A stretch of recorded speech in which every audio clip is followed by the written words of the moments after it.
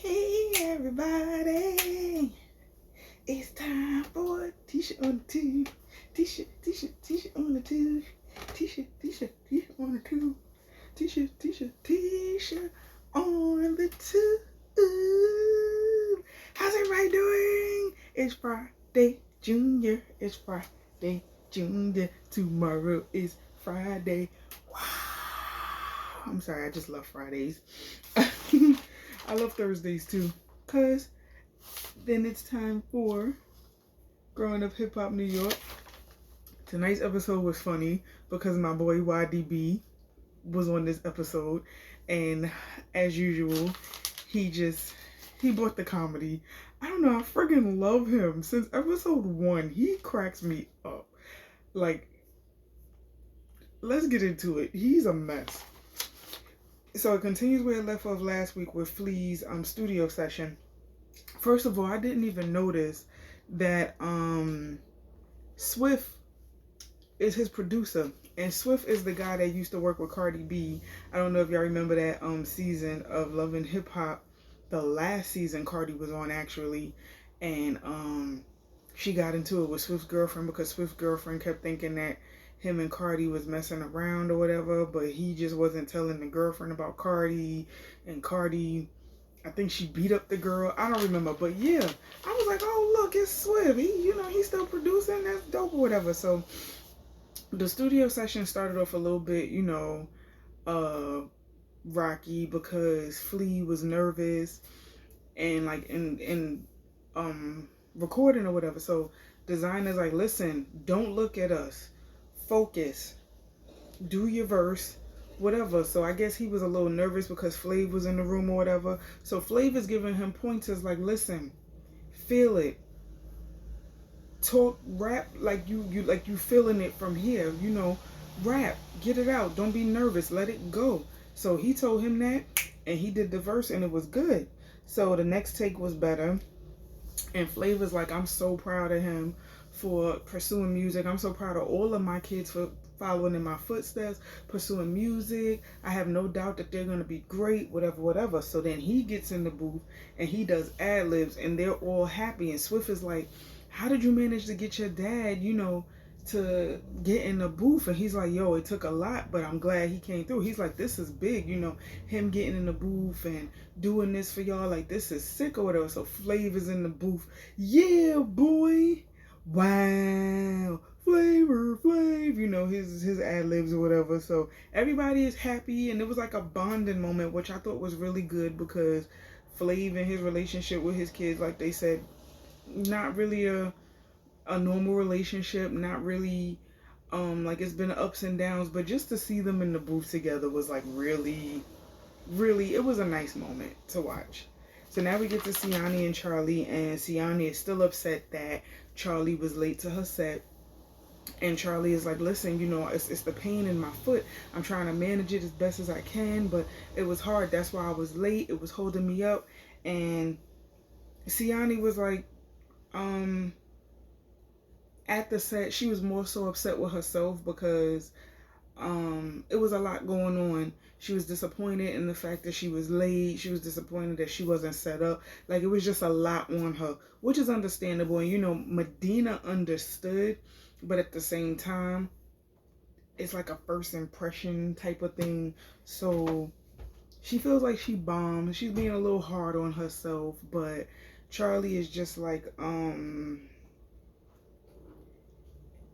you just gotta work at it or whatever, and just, I don't know. So she's telling her, Siani's telling Charlie that she's gonna meet up with Medina to discuss it or whatever, and Charlie's like, do you want me to go? And Siani's like, no, I would rather you not go. I'd rather do it myself or whatever. So Siani's pretty much like, I can't wait for my mom to come around. I have to make stuff happen on my own. She's not helping me. She's not giving me her all. And I really would like for her to give me her all, but she's not. So I have to, hustle and do everything myself. So Charlie is like, listen, I don't mind her meeting up with Medina and figuring out what she wants to do. But she said, I'll call around and speak to some people for her, but I can't do the work for her. She has to do it herself. She has to find her way or whatever. And I'm like, but Charlie, just at least be there for the girl. Like, all she wants is your guidance. And it's like, you won't even give her that. Like, you're connected in the industry heavily still. Um, and it's like, you won't even give the girl the time of day. Like, you won't even hook her up with your connections. Like, now you're just now saying you're gonna hook her up with people that you know and you're gonna call around, but according to her, you haven't done that yet when you could have done it a long time ago. So Siani is just tired of waiting, and she's like, listen, I'm gonna go get dressed and go meet up with Medina soon. So now we get to YDB and Taniqua. And they meet up, and Taniqua is like, listen, my brother owes me an apology. If he doesn't apologize, and I don't know how we can move forward, because how he acted at his birthday party was just ridiculous.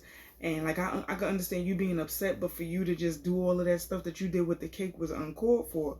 So they're discussing the party, and Taniqua felt like everything that he did was unprofessional and uncalled for. And he was like, I can understand you feeling that way or whatever. I was just upset with the cake, and I was also upset that you pretty much pulled designer away from me in the situation. I don't really want you to get involved in my personal life. And Taniqua was like, well, I want you to focus on your business more so than the personal or whatever. Focus on the professional, because you're all over the place, and I can't keep up with you. I'm trying to keep up with you, and I can't. So it's like, your mind, you're so distracted when you should be focusing on business. You got babies, and you got to make money, guy. So she's like, how are you gonna try and fit designer in to have your baby or whatever, or to be with you? And I was trying to avoid doing that this whole time. I was trying to avoid yawning this whole time. This is ridiculous. I'm a master this. So he's like, well, I'm never gonna stop having babies or whatever. And she's like, I think you will, once you realize how much having babies is going to hit your pockets. And that's why I want you to focus on the professional. So he's like, well, I just want you to stay on my personal life or whatever. I'll figure everything out, but I will work to communicate better or whatever, instead of throwing tantrums or whatever. And she's like, all right, well, I still want my sorry. He like, psych, nope, I'm not giving you a sorry. All right, sorry, man, sorry. Yo, YDB's hilarious. And I see ODB in him every single time I watch the show. He is hilarious. He cracks me up. So he apologizes. They move on. Now we get to Flav and the kids, and they're discussing JoJo Showcase that Flea is going to be a part of, whatever. And Flav says that he's going to be there. And then the boys are like, oh, did designer tell you about her date? And he's like, no, what date? And she's like, all right. So I went on a date with, YDB, which is ODB's son. Well, before she said it was ODB's son, she was like, I went on a date with this guy, and it was really cool. We have a lot of similarities or whatever. He thinks like me and whatnot. And she was like, it was YDB. That's ODB's son. And he's like, nah. He was like, you can't date him. And she's like, well, why? Why can't I talk to him? He's like, yo, y'all are actually cousins. I was like, no. You serious? So he's like, yeah, they're actually cousins by marriage. And he was saying ODB, RZA, and Jizza, they're family from Flav's father's side of the family or whatever, and they're related by marriage. And I'm like, dang, homie. So, I mean, I think designer was feeling something for YDB, but I guess because of the situation with him with the baby mamas and stuff, she kind of like fell back a little bit. Understandable. So he's like, we could find that out or whatever, but y'all are definitely related, and that's not how we get down. She's like, well, he's into the whole polygamous lifestyle or whatever, and she's like, I want to be in a polyamorous relationship because I like girls and I like guys. I'm bisexual. So pretty much she's sharing this information with Flav, just letting him know, hey, I'm bisexual, this is what I want to do with my life or whatever. And she's like, she felt comfortable telling him. And Flav was like, whatever you decide to do as an adult, I support it, I respect it, as long as it makes you happy. And he's like, this moment right now, I'm very proud of her for telling me about her sexuality and telling me about herself, because a lot of people would have been afraid to. He's like, that's my child. I love her. I support whatever she wants to do. I support her being open. And Designer was like, me telling people about me being bisexual, it's been like a constant struggle. Some people don't accept it, some people do. And I'm like, I get it. Because I pretty much came out on Fishbowl Fridays. I don't want to say came out, because people already knew. And I mean, it was just confirmation if you didn't know or whatever. And it's like so many people want to know, well, if you're bisexual, how do you decide who to be with? It works. We figure it out somehow, some way. I know people who have been in long-lasting relationships where they dibble and dabble, and the wife messes with a girl or whatever. Like, they work that out. However it works, but it works. Don't worry about that.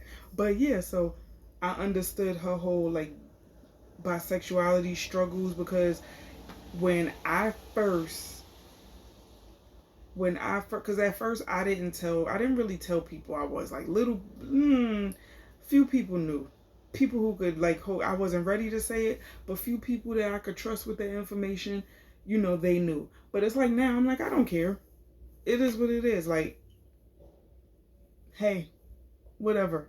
So I could relate to Designer and how she felt or whatever.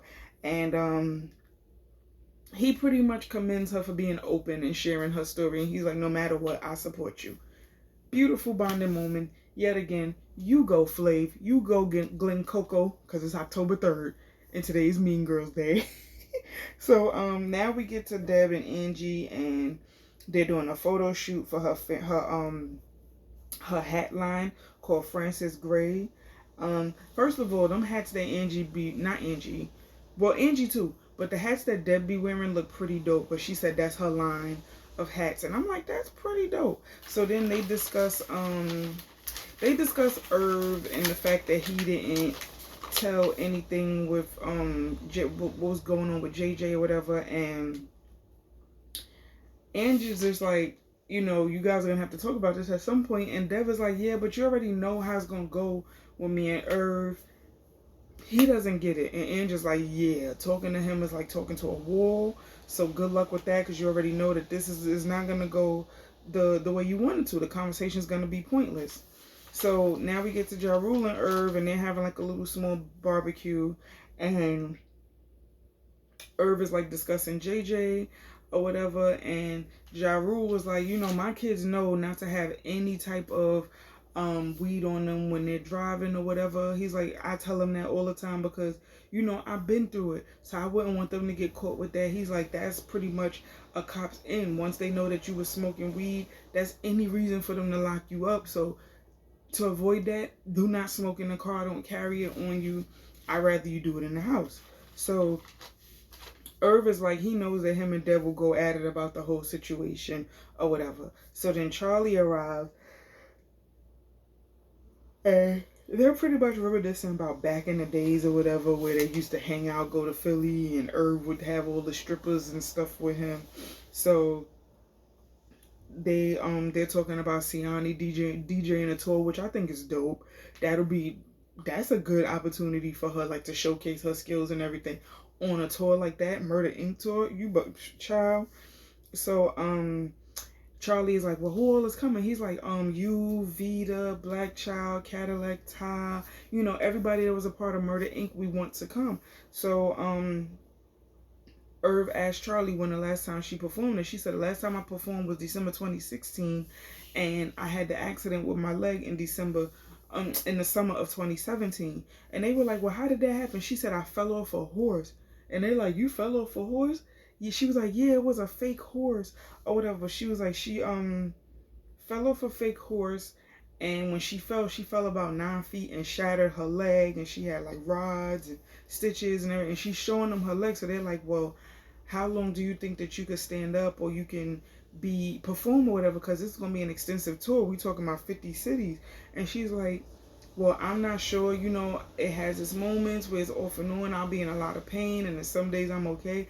And Irv was like, well, if you do the tour, we're gonna have to make sure we bother to your leg and make sure that you're okay. So I guess they're gonna work that out or whatever. But I'm like, dang, you fell off a whole fake horse, not even a real one. All right, Charlie. So now we get to Brianna, Siani, Designer, and Taniqua, and they're talking. And Siani is pretty much ready for Charlie to go. She's like, you know, Brittany was like, well, how long is your mom staying out here? She was like, girl, hopefully the next couple of days she'll be going, but my mother will probably be the type, like, I'll stay a little while longer, and I'm ready for her to go. I hate yawning on camera. I hate it with a passion. I'm going to master the art of not yawning on camera. I need to master the art of taking my ass to bed early too, but life. So, yeah, so Taniqua comes and she asks about Designer or whatever. And Brittany is like, you know, we had a little awkward exchange, nothing big, but you know, we were just speaking about my dad and the fire festival, or whatever, and I just let her know my opinions or whatever. So it was a little awkward, but it's no drama between us. So when Designer arrives, she gives everybody hugs or whatever. And her and Brittany are like, listen, we cool, whatever. No ill will, nothing. So they all sit and they talk. So Designer talks about the dinner with YDB. Naturally, Taniqua is sitting there like, oh God, because you know that's her brother. So they were talking about polyamorous relationships and whatnot. So they were like, well, what's the difference between polyamorous and polygamous? And she's like, is that even legal? Brittany's like, is that legal?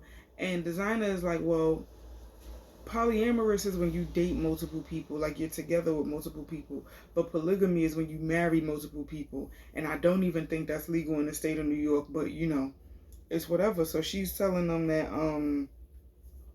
that he's into that and she's into that too, like she's bisexual and whatnot.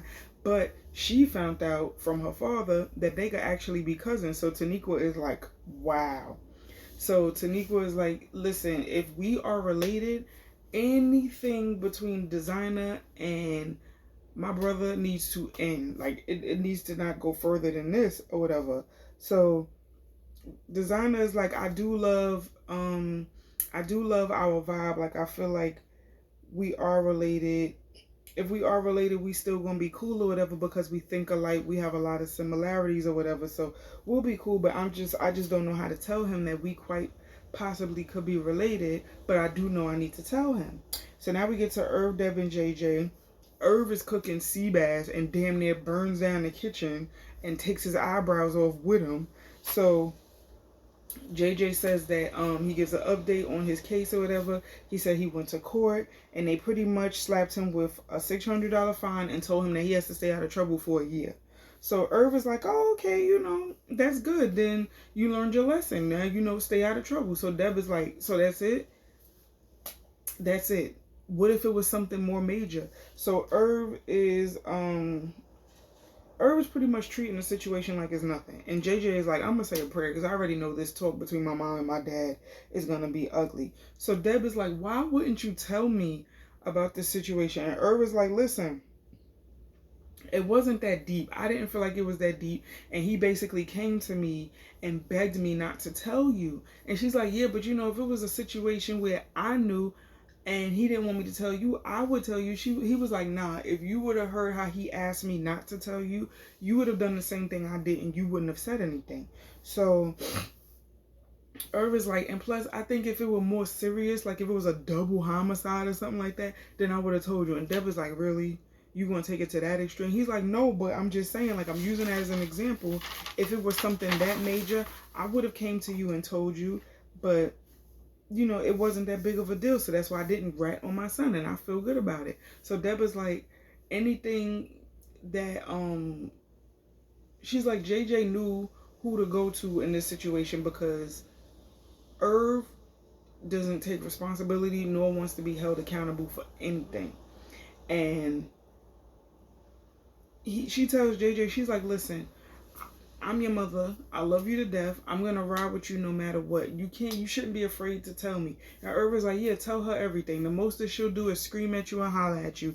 And you should be used to that already.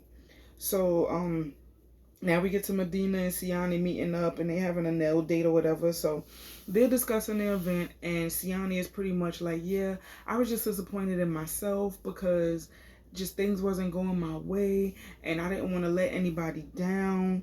And it was just a misunderstanding. So Medina is like, well, do you have a manager? Do you have anybody helping you? And she's like, no, I have no help.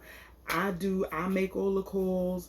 I do all my sets. I book all my events. It's nobody. It's just me. So, um, she's like, I wish my mom would give me as much effort as she did my sister in her career. And Medina is like, so your mom helped out your sister? She's like, yeah, And she's like, well, how did the whole modeling thing come to be? And she's like, well, my sister been modeling. She's since she was 14. She got signed with 4 models, and as soon as she got signed, my mother put in all the effort to help her career skyrocket or whatever. And Medina is like, wow, like that's kind of sad. So Medina is like, well, I do want to get to know you. I do want to help you further in your career. And I just want you to know that once I sign on to help somebody, like, it is no joke. I'm on it. I don't play no games. I'm with you till the wheels fall off, whatever. So she's like, I would like to get to know you, whatever. And, if you're going to work with me and we're going to work together, I'm going to take you to all the hot spots in New York or whatever. And Siani's like, I would really appreciate that. So Medina is like, you just have to get tough skin. Now, if you can't handle me, you ain't gonna be able to handle the people that is out here in the industry or whatever, because New York is full of sharks and wolves. And she's like, I'm a wolf. So if you can't handle my rah-rah, they gonna eat you alive out there. That's what I don't want for you. So Siani was like, I'm ready for whatever. And she's like, I could see that Siani is very career driven, very, very ambitious, and I could work with her. And I'm like, see, this is nice. So hopefully Siani gets all of that she wanted from Charlie. I hope she gets that in Medina, because I feel like Medina would do right by her. I feel like Medina is a very good, like, loyal person, it seems like, because she's the same way with Vina. So hopefully that's the start of a good working relationship.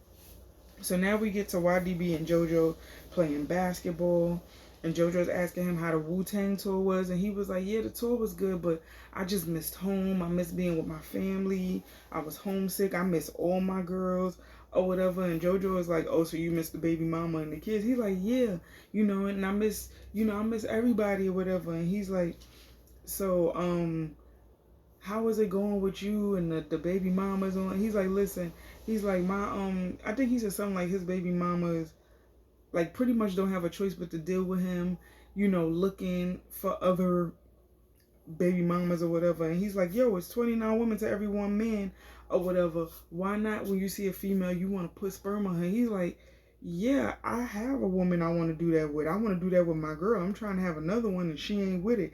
He's like, nah, I'm trying to have more kids and more kids. My baby that Angela's carrying right now. Angela's her name? I don't ever know that girl name. I've been calling her Alicia, Ashley. I've been calling her everything. But he's like, yeah, I'm gonna name my baby Unique the Great or whatever, and blah blah blah blah. So he's like,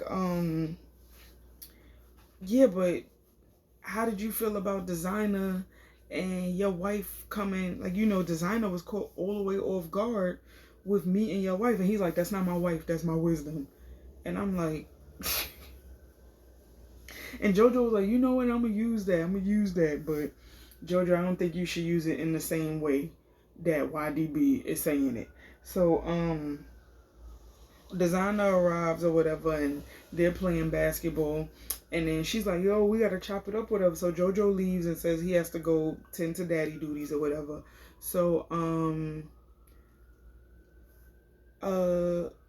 so Designer arrives and he's like, yeah, Designer looking real cute with that lollipop or whatever. She looking real good. And I feel like I want to just put a baby in her, because I'm the seed giver. I'm like, bruh. Son, YDB is hilarious. I'm sorry. He cracks me up.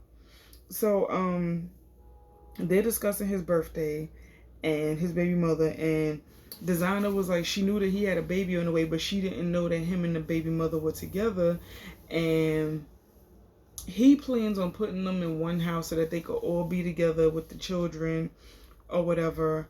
And she's like, listen, I don't even think I could be a part of your harem, because she's like, I don't know about the other baby mama, but that baby mama, I could tell she ain't feeling me. She ain't with whatever arrangement you trying to have going on or whatever. So she's like, and I don't even think that any of your girls like girls. He's like, nah, none of my girls like girls. They just there to be there and be with the kids or whatever and to please me. And she's like, oh, so all of your girls is straight. They just there for you. And he like, yeah. She's like, nah, that ain't my cup of tea. That ain't my monkeys, ain't my circus. I don't want no parts. See, if I'm gonna be with somebody, I gotta be with the girl, and I'm a boss. I gotta be with the girl. I gotta have me a wife, a girlfriend, and a husband. That's how it works. And I'm like, I feel you, Designer. I get it. So she wants a polyamorous relationship, and she turns him down from that. But she was like, well, I got something to tell you that I was told by my dad, and I think you should know that we might be cousins. And he's like, yeah, well, that's crazy, but I don't mind experimenting. And he's like, in the confessional, me and her being cousins, I don't think that mean anything. I think that people just try and distract us or whatever. They try and distract her from the goal, which is for her to be my baby mama. And I'm like, bruh, ixnay on the baby mama A. Okay? The girl might be your cousin. All right? She might be family. That's incest. That's nasty. Get it out your head. Designer might be your cousin, bro. Like, you still trying to... I can't with him. So, he still wants her to be his woman. She's like, nah. But she's like, we could find out for sure if we're related. And even if we're not related, we could still be cool or whatever. Like, I feel like we dope individuals as friends. We have a good vibe. We think alike. We cool or whatever.